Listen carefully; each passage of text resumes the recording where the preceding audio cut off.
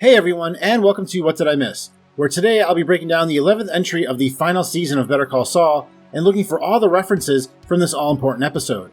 This was seemingly the episode that most fans of Better Call Saul and Breaking Bad have been waiting for when Jimmy, as Saul Goodman, finally meets Walter White and Jesse Pinkman. But I think what was really so important about this episode is that it shows the audience how instrumental Saul Goodman was in the escalating events that took place on Breaking Bad. Since for the most part, Saul was used as comic relief on the mostly serious and groundbreaking series, showing up from time to time to occasionally make things better but usually to make them worse. Take a break, HT, let's go. Christ, you too. All I can say is if I ever get anal polyps, I'll know what to name them. So if you want to make more money and keep the money that you make, better call Saul. But this episode shows us that he was in fact the catalyst that took Walt and Jesse from small-time criminals to the doorstep of a massive criminal organization. And I will go over everything I saw, plus all the small Easter eggs and callbacks to Breaking Bad that I noticed here. But before I get into the episode, I want to thank you for clicking on this video and ask that if you do enjoy it to hit that like button, as it really does help my videos get out to more people on YouTube.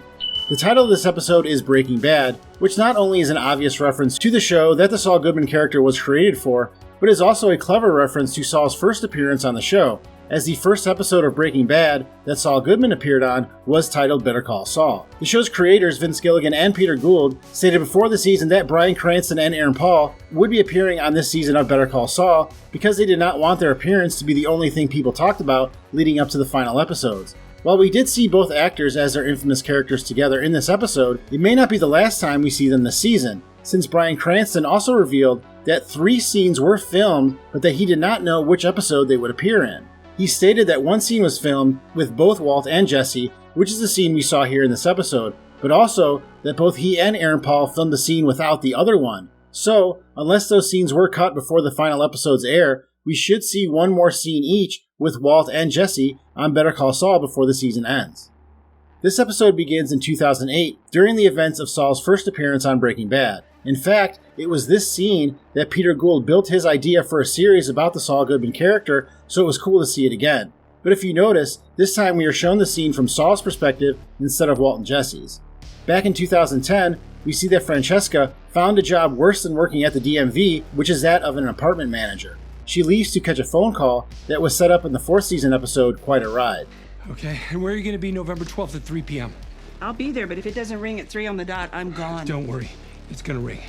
On the way, she passes a bus bench ad for William Oakley and Associates. Bill Oakley has been a recurring character on Better Call Saul, and it looks like he is one of the few characters whose life actually got better throughout the events of the series. The first time we were introduced to the character of Saul Goodman was also on a bus bench ad in his first appearance on Breaking Bad. You can also call the phone number and visit the website listed on the bench ad to see what Bill Oakley is up to. Thanks to friend of the channel Jared Markowitz for pointing that out. Upon answering the phone, Francesca catches Saul and the audience up on many of the characters from Breaking Bad. She reveals that Skylar White accepted a plea deal, which was only presented to her after Walt gave her the location of where Hank and Steve were buried in the desert, something he told her to do after he showed up at her apartment in the Breaking Bad episode titled Felina. Those numbers are GPS coordinates. What? They murdered Hank and Steve and put them in that hole. Now you trade that for a deal with the prosecutor. Francesca also states that Jesse Pinkman's car was found near the Mexican border. Jesse asks Skinny Pete and Badger to help him escape Albuquerque by taking his car down to the border to throw off where he was actually heading in the sequel movie El Camino. Saul asks about Huel Babineau, who Francesca states was let off of charges after being falsely held by the FBI. This was because of how Hank made Huel think that his life was in danger after showing him a staged crime scene in the Breaking Bad episode Rabid Dog. Saul also asks about Kuby, Ira, and Danny. Kuby was a con man that worked for Saul and was played by comedian Bill Burr. Ira was the man who owned the pest company that allowed Walt and Jesse to cook meth in the houses they were supposed to be fumigating, and Danny was a character from the early seasons of Better Call Saul whose baseball cards ended up being robbed by Nacho. Squat cobbler. What's a squat cobbler? Francesca also reveals that Kim Wexler called her after the final events of Breaking Bad. This brings Saul to a crossroads figuratively and logistically. He decides to contact Kim after many years, which does not go well. It is interesting that Saul knew where Kim was all this time, but as we see later in the episode, he has Mike working for him as a private investigator, so it would be pretty hard for Kim to hide from Mike if Saul wanted her to be found. The next day, Saul as Gene returns to work at Cinnabon, but he is obviously in a much worse mood than he was the day before. Like any addict, he chooses to return to his old ways in an effort to make himself feel better. He begins a new con with Jeff to steal the identities of drunk men, where he uses the alias Victor. This is the same alias that he used with Kim during one of their cons in the episode titled Switch. After watching Gene and his new crew con a man, we are then reintroduced to Walter White and Jesse Pinkman standing with Saul in their infamous RV back in 2008. Saul is able to put together that Walter is actually Heisenberg, someone who by this point has already taken out Tuco Salamanca and has built a reputation for himself.